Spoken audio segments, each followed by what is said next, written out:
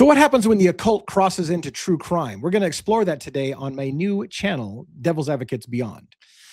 Now, if you haven't seen me before, I'm a true crime creator on YouTube with the Devil's Advocates 2024 channel, but this is my new channel, the Devil's Advocates Beyond, right? To explore some of the things that I can't talk about on the true crime channel because I kind of have a receipts-oriented show over there. Although this is not going to be without receipts. It's just going to be a little different, something I don't want to necessarily dive into on the Devil's Advocates. But I wanted to show you my first real foray into heavy occult symbolism in the movies. That was from 2012 when I got into, as a true crime researcher, the Aurora, Colorado shootings, James Egan Holmes, and then later that same year, Sandy Hook Elementary in 2012. These two shootings were tied together by crazy occult symbolism, or at least that's so it looked. And I want to show it to you today just so you can kind of decide for yourself if you see it. You may not see it the same way that I do, and I'm not even sure that I can tell you for sure that it is what happened, but it's weird. It's one of those things you have to ask yourself. At what level of coincidence are we allowed to accept that that's just weird ass coincidence?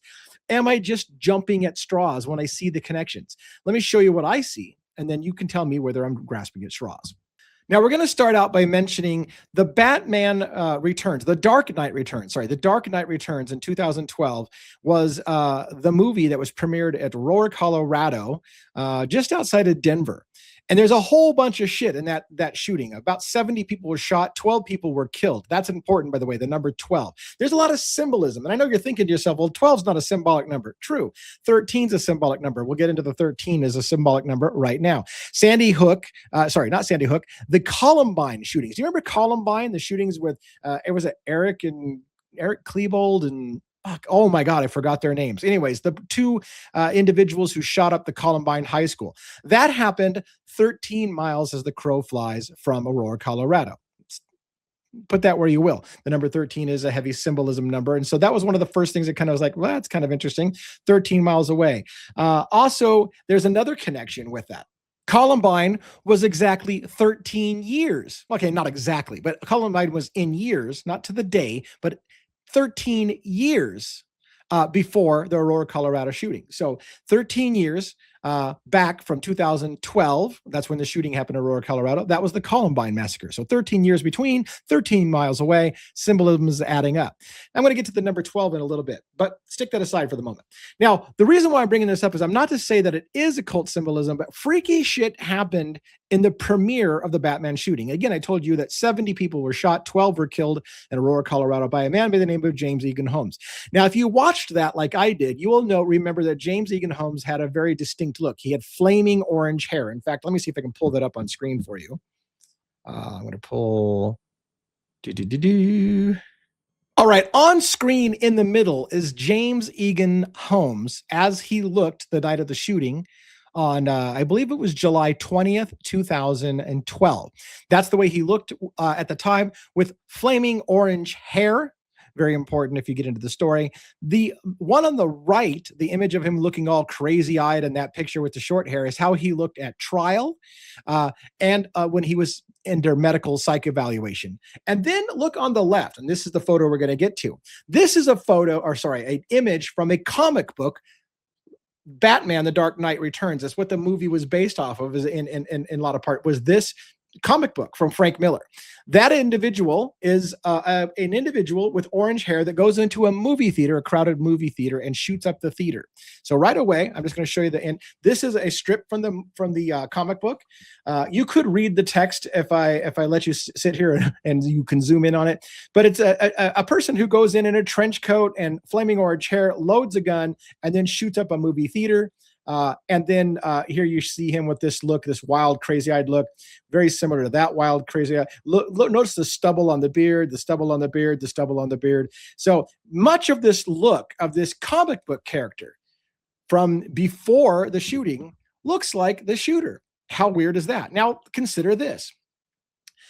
James Egan Holmes was born December 13th, another 13, in 1987. It was a year after the publishing of Frank Miller's comic, The Dark Knight Returns, which is the basis of the movie kind of stuff. So again, he was born right after this comic book. So there's a weird similarity there as well. Now I want to put out a few things real quick before we get into some of the eerie similarities. And that is that New York City was the basis for Gotham City and Batman. So keep following the logic. This is going to get really weird. If you haven't seen all these connection points, it's just one of those questions. Are these all coincidences? What the serious hell is going on? And let me put my back self to full screen for a minute. All right. So in the detective series, there was the Detective Comics number 27, when Batman was kind of first being introduced. Batman was clearly in New York City. That's where Batman and his whole story came from. It was New York City, according to the Detective Comics number 27. It was literally named New York City. That was later renamed in the comic book series to Gotham City, and it was named because an individual who was writing that knew of New York City and knew that there was a place called Gotham Jewelers, and they renamed New York City to a fictional Gotham instead of Gotham City to make it more appealing to a wider audience. But the connection between New York City being named Gotham and so Gotham and New York are the same exact thing is important, especially when we get into the weird ass New York City connections and Sandy Hook Elementary. Hold on, I'm gonna explain all this as we go. Now, I guess to jump ahead a little bit, what I'm going to remind you is that Sandy Hook Elementary happened in Newtown, Connecticut. It has a Batman connection in the same exact movie. We're going to come back and we're going to end with that. So hold on tight. I'm going to end with Sandy Hook Elementary and the same 2012 Dark Knight Returns movie, where the Sandy Hook Elementary shooting was predicted in the Dark Knight Returns movie trailer. Or movie, sorry, in the movie. I know that sounds crazy, but let me show you. Let me show you the receipts, and you decide for yourself if this is all just crazy ass coincidences or if there's some other crazy fuckery going on. You can see why, by the way, I might avoid this on my normal Devil's Advocates channel. By the way, in Idaho 4, a big channel that I cover on the Devil's Advocates, if you haven't followed the Idaho 4 case, a lot of people ask me all the time, what about the numerology, sir? What about the numerology? There's tons of occult symbolism and numerology, and what if the Freemasons were involved? Let's put all that aside for now. And it's not something I talk about on the Devil's Advocates channel because I don't get into those. That's what this channel is for. So if you like this kind of stuff, make sure you like and subscribe. I should have asked you that earlier. I need to get this thing going, so please like and subscribe right now if you're even remotely interested in what I'm talking about. All right. Now, we're going to come back to Sandy Hook, and we're going to come back to The Dark Knight Rises. But for now, let's start with this. The Dark Knight Rises was the movie that was airing in the theater when James Egan Holmes allegedly arrived. He was a student at the University of Colorado. He had a full ride scholarship. He was a brilliant neuroscientist, and he was working, by the way, on top secret projects, things that you can't know about, including, he was working at, I can't even get into it. He was working at a converted medical facility, military facility.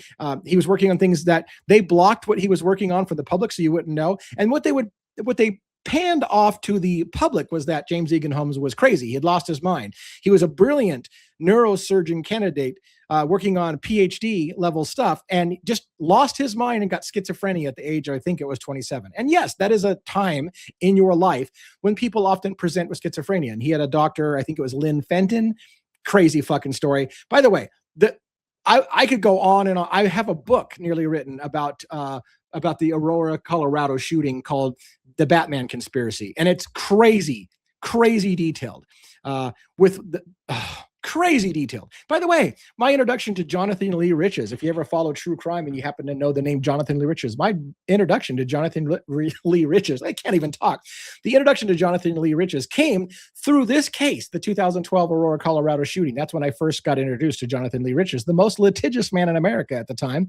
I think he might still hold that title, meaning he sues a lot of people. I mean, a lot of people. So I'll probably get sued for mentioning his name here. Let's just forget about what I did with Jonathan Lee Riches back in 2012 and just get to because he's showing up, by the way. I know I digress. I'm going to get to the story. He shows up, by the way, in my true crime community over on the Devil's Advocates 2024 channel. The Devil's Advocates, Jonathan Lee Riches is right in that space. Idaho 4 coverage. Idaho 4 coverage, me as well. So we're bumping elbows again, many moons later. All right, let's get to the Aurora, Colorado again. The Dark Knight Rises movie was premiering. It was at the 12-something a.m., like right after midnight, the first showing in theater number 8, I believe. I'm pretty positive. I've covered it so much. But what I want to point out is some weird occult symbolism tied to that movie. First of all, we're going to start with the Gangster Squad. The Gangster Squad was a movie made by Warner Brothers, the same company that made The Dark Knight Rises. Now listen to this. In the movie trailer aired at the theater in which James Egan Holmes allegedly went in, bought a seat, sat down in the front rows. Then he allegedly took his cell phone, and pretended like he had a call and went to the exit near the front door of the theater where the stage is at and the screen is at, and he propped open the door. Then he allegedly went out of the theater, got into his car that was parked at the back of the theater, changed into riot gear, full riot gear with a face mask. Sorry, I bumped my microphone a couple times. And then came back in while the movie was playing and started to unload shotguns, handguns, and an AR type assault rifle into the audience, killing 12 people and injuring 70. I've listened to the 911 tapes over and over again. That's my first foray into true crime, a really serious foray into true crime. I listened to so many hours of police and fire dispatch channels, second by second, to hear who was calling in, what shots you heard, where the gunman was in the theater. It's very, very detailed. And again, I could go over it for forever, but what we want to focus on is what was playing in the previews to that movie. Gangster Squad. I told you I would get to it. I apparently am on a roll for talking fast and talking long-winded on fucking side tangents. Okay. Gangster Squad was a movie that had a scene. It was basically set in the 1920s or 1920s, like gangster times. And it had a lot of key star actors. I'm going to try to hopefully get away with this. I know that YouTube has some problems with copyrighted material, so I'm hoping that this is going to fall under fair use. We'll see how that goes. I'm going to put it on screen. There's the Gangster Squad movie. Hopefully you have sound. I hope I didn't screw any of this up. It should also have sound. I'm going to play the movie trailer because this is what happened. This is what people in the theater at Aurora, Colorado saw just before they started to actually get shot by a gunman who walked in full riot gear. By the way, this whole, I know I'm getting, take it forever to get there. James Egan Holmes was in full riot gear, including a gas mask. Nobody could identify him. That was actually my first question. The first devil's advocate question was, how can people identify the shooter if he was in a gas mask and nobody saw his face? That was my first devil's advocate question. As a true crime guy, it was, how did anybody identify the shooter? What if it wasn't him? That was the devil's advocate question. What if it wasn't him? And believe me, you think that's a crazy question? It is not. I could blow your mind with details in that case. But let me get back to what aired on screen for the 20 millionth time. This is Gangster Squad. I'm going to play this clip for you in its entirety, 39 seconds. It's just actually the movie theater massacre clip. In the movie trailer, gunmen are behind the movie screen and shoot up a movie theater, just like happens in real life. So the people in the audience saw this scene that you're about to see. I'm going to play all the clip, I think. We'll see if I edit some of it down. And you're going to see, this is what people who are about to actually get shot and killed and die in that theater saw just before the shooter came in. And how creepily eerie is it? And how also eerie is it that the same movie company, Warner Brothers, did both films? All right, here we go.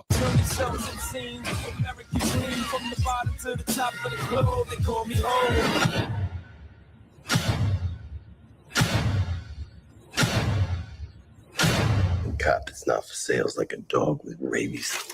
And here it is. Put him down. Movie theater.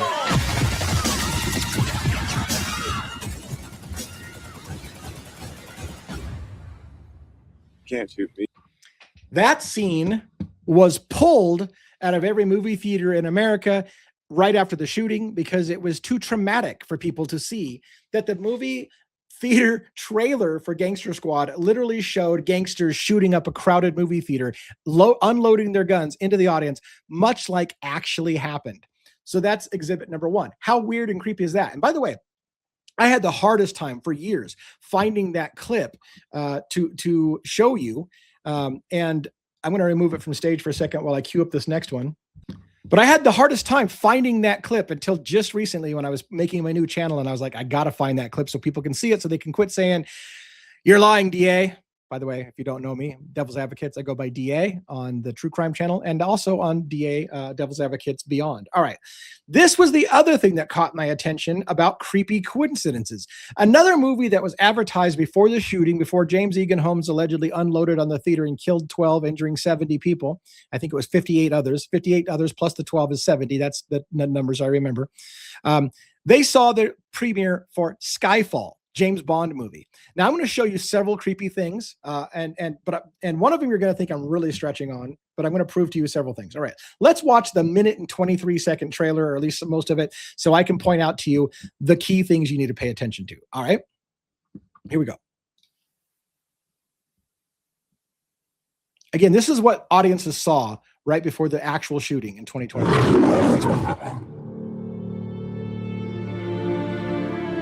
Country. England. Gun. Shot. Agent. Provocateur. Murder. Employment. Skyfall.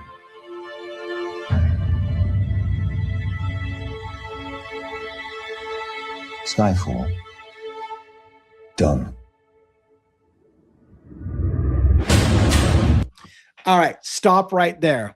Now, what you don't probably know if you've never heard me talk about this is how creepy that is right there.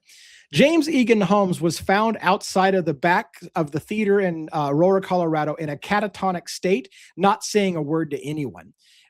He described later on as if he was watching a movie game or a video game in his head. He felt like he was under some kind of hypnosis or mind control. In the Skyfall trailer, you see what appears to be, and I didn't watch Skyfall, but it looks like the person across from James Bond tells him the word Skyfall, and he doesn't immediately trigger. He says it again, Skyfall, and then immediately James Bond goes done and snaps into action and starts killing people. That is a weird coincidence, because again, James Egan Holmes claimed to have been kind of in a hypnotic state, and there is indications that his doctor may have been giving him drugs, that he may have been, and oh my God, there's so much to the case of the Aurora, Colorado individuals that were staying with him, perhaps putting him on drugs. He had gone into psychosis. Was that induced on purpose? Had he become some kind of Manchurian candidate? Did he become some kind of MK Ultra experiment? The stuff that I don't talk about a lot on my true crime channel, because it's more receipts. This is more questions about some of that fringe shit, right? So keep that in mind.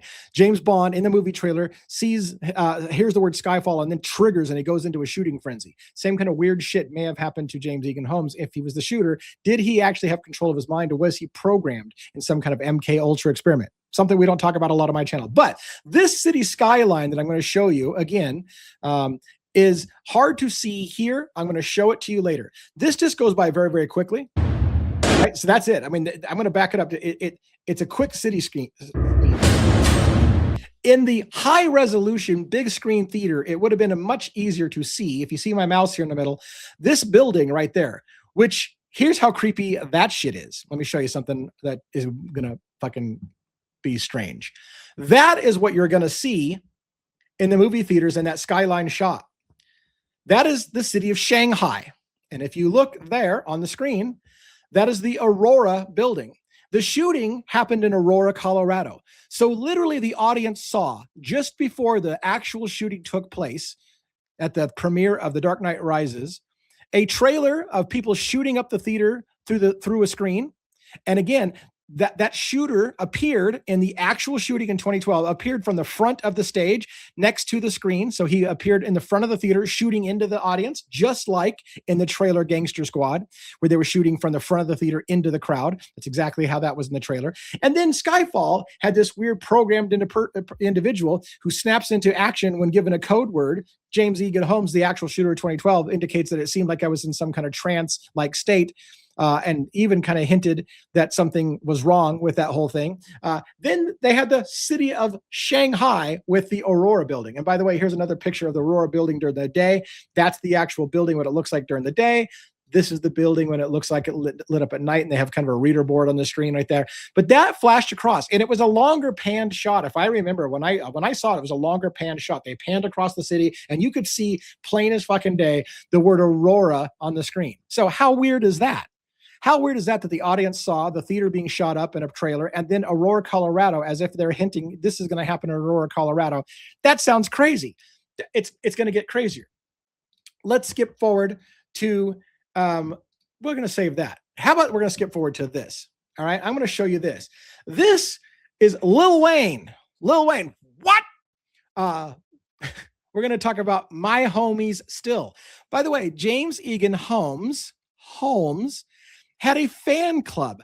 My channel, when I had a blog writing about James Egan Holmes and how he might not have been the shooter, or he might have been under mind control, and this might have been a staged shooting to get gun control in America, because there was multiple mass shootings that year. One in Wisconsin at the Sikh temple, one in Aurora, Colorado at the theater, and then at Sandy Hook Elementary. Those 3 mass shootings led to a discussion in America about shutting down assault rifles and taking guns away from people. Some people felt that there was some kind of black op operation where the government was actually staging mass shootings, paying for mass shootings, causing mass shootings, even as far as going to kill the little children in the Sandy Hook shooting so that they could take away people's guns. Now, I'm not going to say that that's what happened.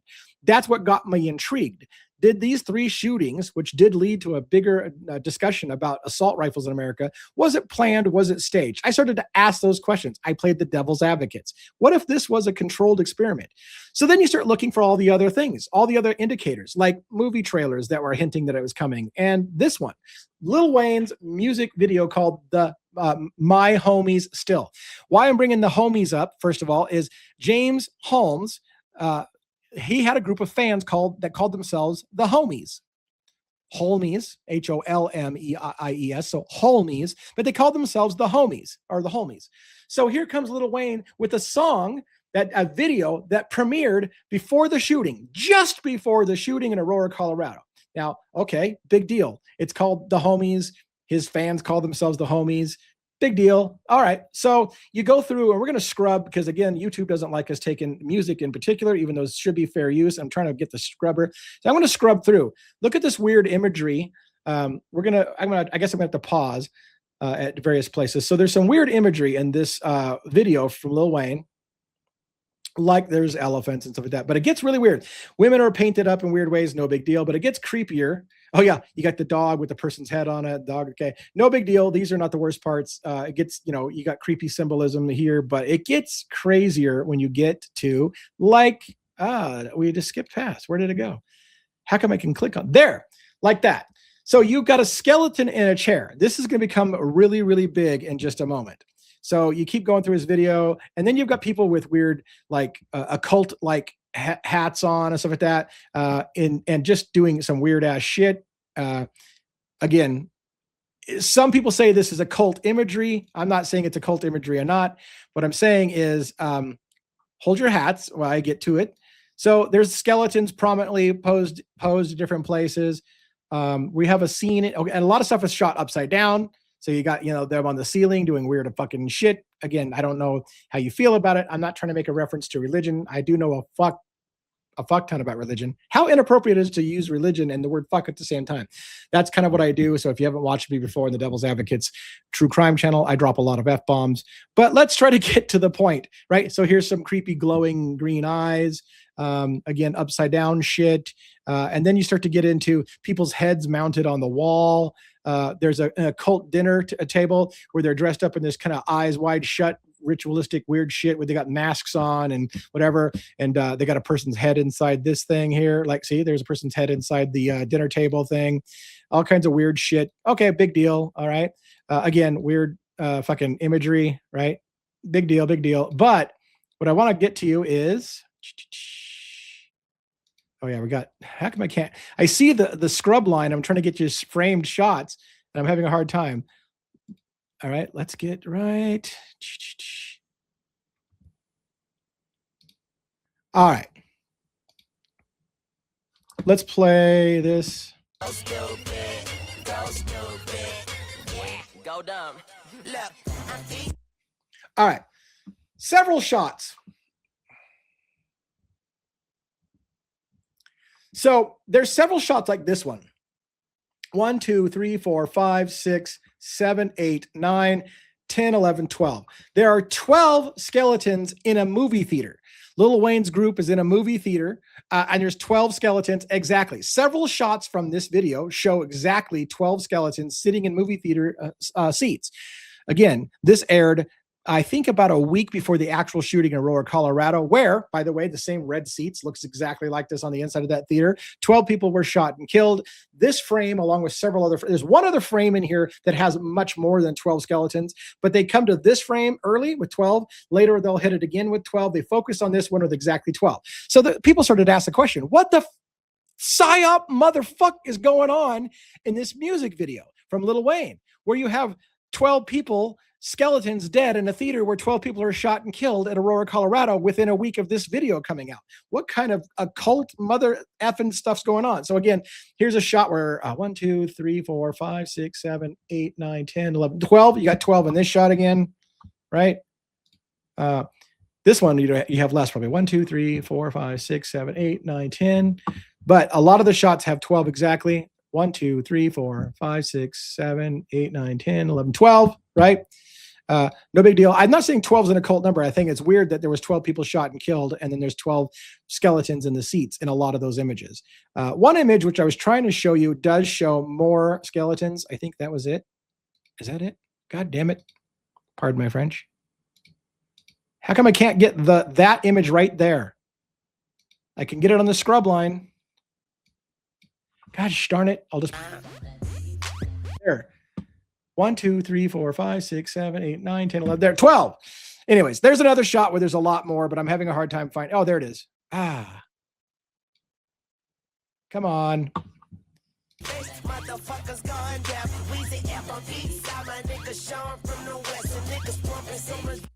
There we go. That's the scene I was wanting to show you. 1, 2, 3, 4, 5, 6, 7, 8, 9, 10, 11, 12, 13. Like there's a whole bunch.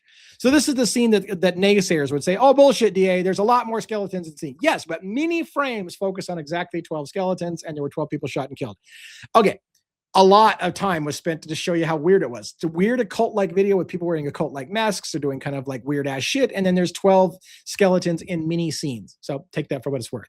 Now I'm going to end with the Sandy Hook connection just to whet your appetite to see what you think about it. I would like to have you tell me in the comments whether you think I'm absolutely nuts or whether you find this kind of stuff interesting enough that you would like to know more. How deep does the rabbit hole go? All right. I'm going to read to you first what is hard to see. This on screen is one of several YouTubers, and look, they only have 6 subscribers. The world's best is this YouTuber that I got his video up here on.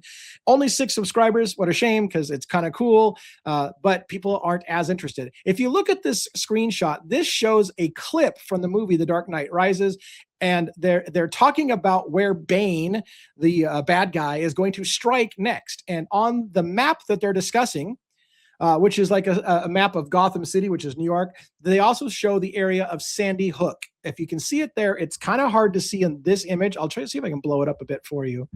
Can I blow it up?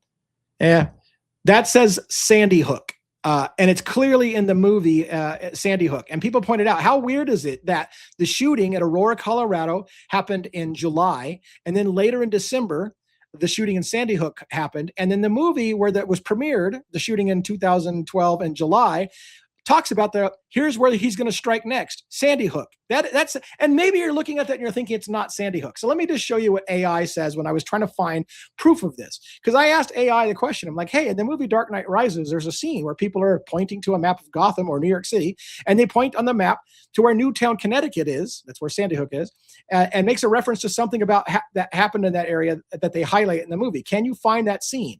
Many have pointed to the strange coincidences to the Sandy Hook shootings later that year. So here's what it says.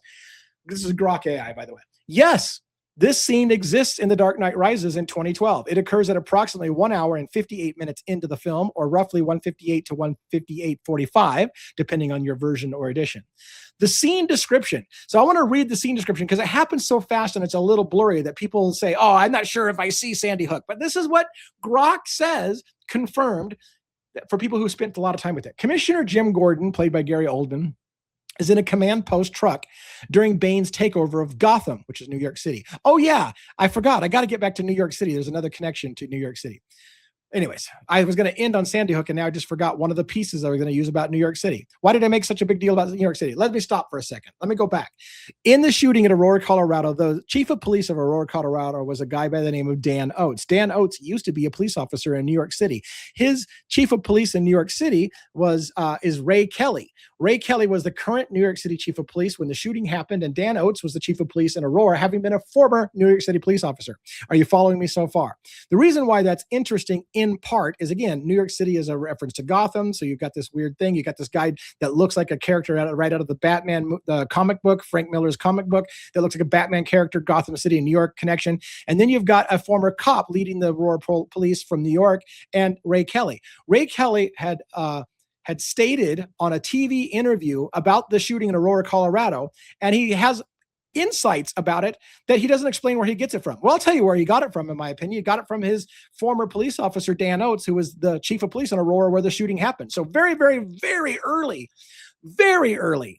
they're interviewing Dan Oates from New York City about the shooting in Aurora, Colorado, and he seems to know things. And he says that, the shooter, upon being arrested, said that he's the Joker. Now, that turned out to be complete bullshit. But why is that interesting? The Joker, right, is the arch nemesis of Batman. So Ray Kelly, NYPD police officer, says, oh, yeah, the shooter at the Aurora, Colorado theater, I've been told he called himself the Joker. Well, where would you have gotten that information so quickly from New York City? Probably from your police officer and now chief of police of Aurora, Colorado, Dan Oates. But I can't prove that. But that leads to a logical conclusion. By the way, it gets a little deeper than that. Ray Kelly's son, I think, is a Fox News reporter, I think. And so he probably got serendipitously through that. But the point being is that the connection between Dan Oates, a New York City cop, Ray Kelly, a New York City cop, them calling him the Joker, which later on, by the way, TV had to retract. They said, you know what? We had to walk that back. The killer never called himself the Joker. I don't know why we said that. But the orange hair, Joker traditionally has green hair, right? Kind of like all the green accents on my video thing. I am going to wrap this shit up. But the point being is that the Joker in that comic book had a red hair, he said, oh, he called himself the Joker. It was a crazy reference, it seemed like, to the comic book. And later they had to backtrack. They said on Hardball, John, who the hell is it from Hardball, said, you know what, on further review, we had to walk that back. The shooter never called himself the Joker. But it was out there in the public psyche. Somebody shot up a Batman movie and called himself the Joker with flaming red hair. It got into the psyche of Americans everywhere, and it couldn't go. It was like a psychological fuckery, psyop. That's what a lot of people think. A lot of people who are into conspiracy say this whole shooting was a psyop. It was meant to fuck with people's heads. It was made to make you think about the Batman movie. You were supposed to make the connections to New York City and Gotham and all of those connections. You were meant to do that because it's a psyop right in your fucking face. All right. Finishing with Gotham and Sandy Hook, right in the same movie, the hint to Sandy Hook. So Commissioner Gordon, again, Gary Oldman, is in a command post truck and Bane's takeover of Gotham. He and his other officers are reviewing a large map of Gotham City that shows Bane's planned strike zones. The map explicitly labels one of those areas as Sandy Hook, marked as Strike Zone 1. So what I'm trying to show you is I'm going to show you a clip or two of it. It's going to go by fast. It's going to be a little blurry. The resolution's not great because it's a ripoff of somebody's movie and it's not high resolution. So maybe some of you would be inclined to say, DA, you're full of shit. It doesn't say Sandy Hook. Well, Grok AI says it's Sandy Hook. Everybody knows it says Sandy Hook. In the movie, it was much more clear than the images I'm going to show you. So just think about it. It's crazy. And this is why I do what I do. I'm kind of a receipts kind of guy. I have to prove it to you. So now I'm not just going to tell you. I'm going to show it to you. Gordon gestures towards the point at the map while discussing the ongoing crisis and Bane's next moves. In context, they're trying to track threats, including a plane or a vehicle, and coordinate a response to the citywide attacks. The football stadium area, which Bane later targets, is tied to this zone. This is a real prop map used in the film. It also appears in some Warner Brothers promotional material. So Warner Brothers has used the same map with Sandy Hook on it in other movies. In earlier Batman lore, the same general area was sometimes called South Hinckley, but the prop team labeled it Sandy Hook here. Why? Why did the prop team in this particular version of the movie name the map Sandy Hook and say, this is where he's going to strike next, which in months, Sandy Hook Elementary is going to have a massive shooting and kids are going to get killed in that. That's a whole fucking other story. By the way, the connection between James Egan Holmes and the banking industry and Sandy Hook, Adam Lanza and the banking industry, That shit I might cover in a later video if you're at all remotely intrigued. The shooting is so old, you may give 0 fucks. That may be the case. So if you give 0 Fs, then that's fine. But if you're interested to hear more about Sandy Hook, about the Lieber scandal, the money, the sons of bankers who were basically implicated as mass shooters and demonized in the country, whether that all was some kind of weird psyop, I'll cover more if you're interested. All right. Connection to Sandy Hook, Connecticut. Sandy Hook is a real community village within Newtown, Connecticut, the site of the December 14th, 2012 elementary school shooting.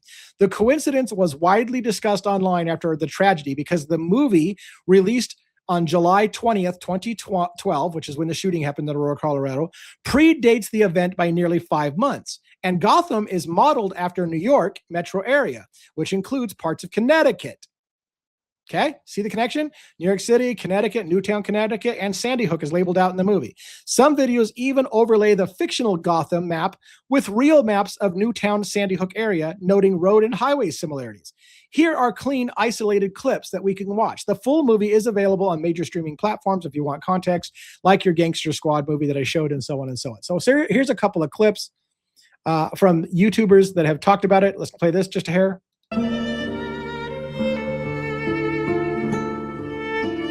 I got to mute that song. We're going to get busted for playing the Godfather music. That was just a clip showing you the Sandy Hook thing from the actual movie. And here it is talking about where it is on the clip. So that's one user's clip. We'll play another user's clip, I think right here. This one's a little bit lengthy. Well, I'll play a little bit.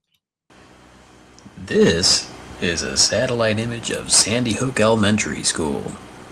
According to And this is A. Spears, another YouTuber with only 23 subscribers. It's a shame because they're onto some really cool shit. Let's continue to listen. Google Earth, it actually exists and is located in Newtown, Connecticut. Therefore, I consider it confirmed that the school exists in Newtown, Connecticut. This is a fictional map of Gotham City. It was created by persons unknown, but the prop master for The Dark Knight Rises movie lived in Newtown, Connecticut. How weird is that? The prop master who changed the South Hinckley reference to actually Sandy Hook in the movie lives in Newtown, Connecticut. How fucking interesting is that? Listen.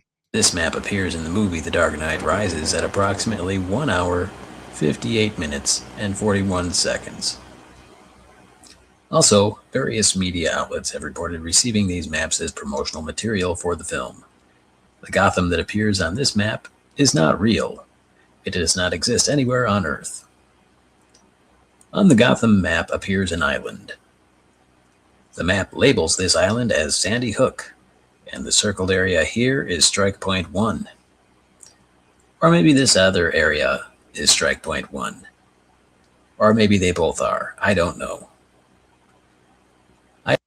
And that's enough for now. The point I think has been made. How weird are those coincidences? So let me just summarize the whole thing. The Dark Knight Rises by Frank Miller. The Dark Knight Returns is, I think, the comic that came out 1 year before James Egan Holmes is born. James Egan Holmes is the identified shooter who has the same look as the shooter from the comic book.